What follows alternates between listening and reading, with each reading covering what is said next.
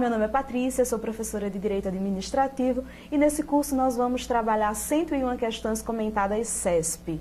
Aqui nós vamos discutir os principais pontos dos editais dos concursos públicos realizados pela Banca CESP e na aula de hoje nós vamos começar com princípios da administração pública.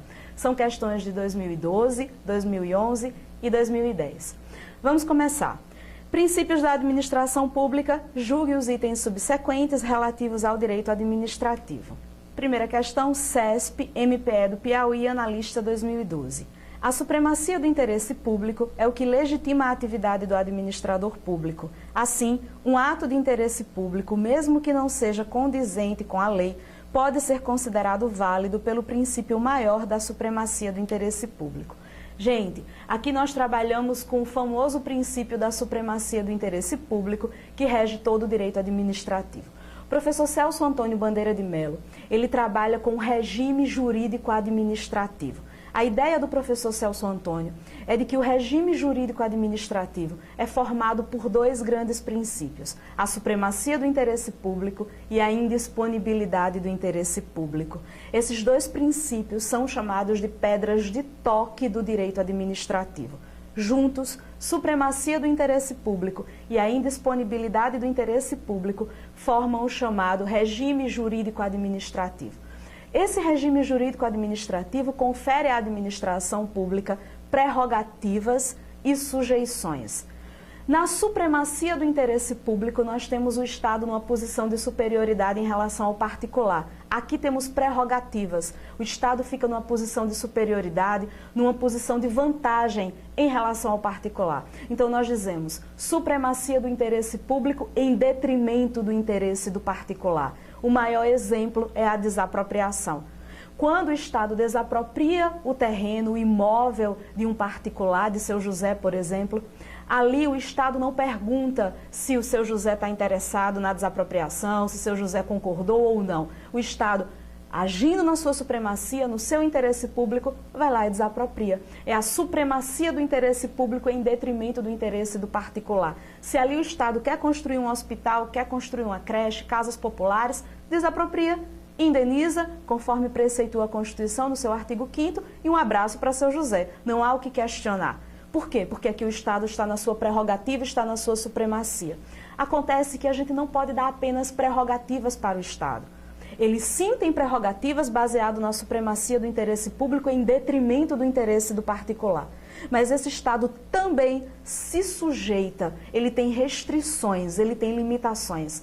E essas sujeições, essas limitações estão dentro de um outro princípio chamado indisponibilidade do interesse público. Então vamos recapitular. Nós temos aqui o regime jurídico administrativo, do qual o Celso Antônio trabalha dizendo, nós temos nesse regime jurídico administrativo dois princípios, que são as pedras de toque do direito administrativo. Supremacia do interesse público em detrimento do interesse do particular e indisponibilidade do interesse público. Na supremacia do interesse público em detrimento do particular, o Estado tem prerrogativas, o Estado tem vantagens, ele está numa superioridade.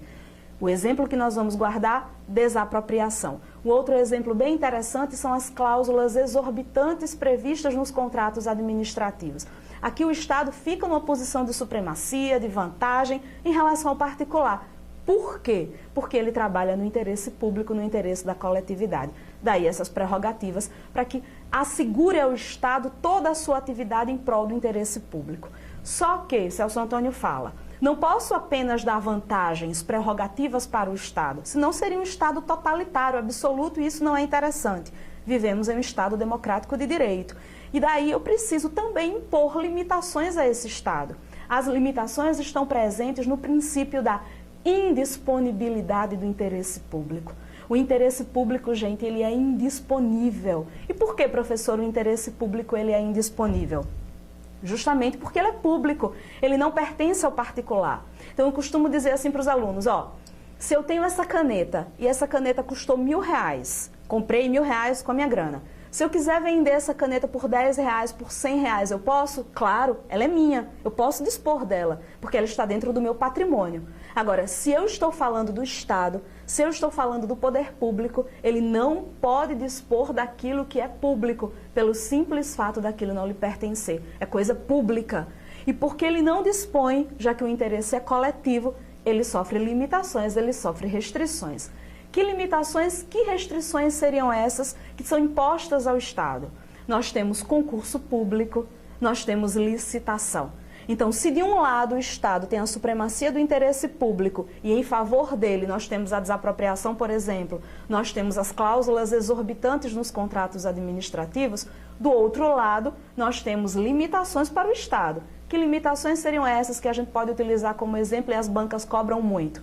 Concurso público é uma limitação, o Estado não pode sair nomeando quem ele quiser, temos uma limitação para os cargos em comissão, para os contratados temporariamente, porque a regra do artigo 37(2) da Constituição é o concurso público, é uma limitação para o Estado. E uma outra limitação para esse Estado qual é? É a licitação. Então o Estado, quando ele vai adquirir bens, produtos e serviços, antes ele tem que licitar. Passar por um prévio processo administrativo que nós chamamos de licitação para a escolha da melhor proposta. Então, de um lado, prerrogativas, supremacia do interesse público, do outro, sujeições, restrições, limitações, indisponibilidade do interesse público. O que é que nós temos com a junção desses dois princípios? Regime jurídico administrativo.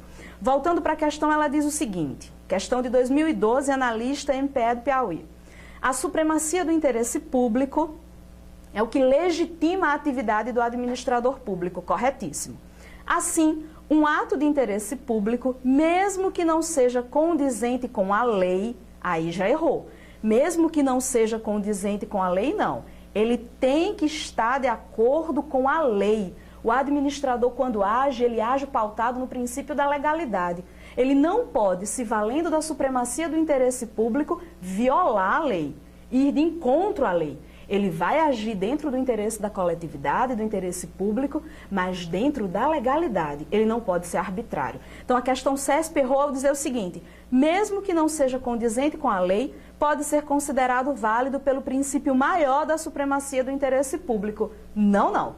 Um princípio não exclui o outro, eles se interpenetram, eles se harmonizam. Então eu tenho supremacia do interesse público de um lado e do outro lado eu tenho legalidade. Não posso me valer da supremacia, da superioridade do interesse público para praticar atos arbitrários. Então a questão está errada. Próxima questão, CESP, MPE, Piauí ainda, analista. E diz o seguinte. Princípio da moralidade pretende tutelar o descontentamento da sociedade em razão da deficiente prestação de serviços públicos e de inúmeros prejuízos causados aos usuários. Muito bem, aqui a gente sai do regime jurídico administrativo, que foi do primeiro item, e passamos já para o LIMP. O LIMP, ele engloba os chamados princípios básicos da administração pública, artigo 37, caput da nossa Constituição. Legalidade, impessoalidade, moralidade, publicidade e eficiência. Os 5 princípios conhecidos como LIMP, eles formam os chamados princípios básicos da administração pública. Artigo 37, caput da Constituição. A nossa questão especificamente está falando a respeito do princípio da moralidade. E, gente, moralidade quer dizer probidade, honestidade, zelo, cuidado com a coisa pública. Então, o administrador público, quando ele vai agir, quando ele vai atuar, não basta praticar atos legais. Os atos têm que ser morais, honestos. Eu tenho que ter um zelo com a coisa pública, um cuidado, uma probidade, uma honestidade. E aí nós temos a Lei de Improbidade Administrativa, a Lei 8429 de 92, a famosa LIA, que traz atos de improbidade administrativa. Lembrando que a nossa LIA não tem natureza penal, não é uma lei da esfera criminal. A nossa lei traz atos de improbidade administrativa e são 3. Enriquecimento ilícito, causar um dano ao erário e violar os princípios da administração pública. Esses 3 atos de improbidade administrativa estão configurados, caracterizados na Lei 8429 de 92. E a questão diz o seguinte, o princípio da moralidade pretende tutelar o descontentamento da sociedade em razão da deficiente prestação de serviços públicos. Não, não. deficiente prestação de serviços públicos não tem nada a ver com o princípio da moralidade, que atua pautado na probidade, na honestidade, no zelo com a coisa pública. E de inúmeros prejuízos causados aos usuários. Não. O CESP aqui quis confundir o candidato. Aqui não está falando a respeito de moralidade, de probidade, de honestidade, de zelo com a coisa pública. Errada a questão. Prestação de serviços públicos deficientes escapa do campo da moralidade administrativa. Ela não tutela esse tipo de atividade. Errado o item.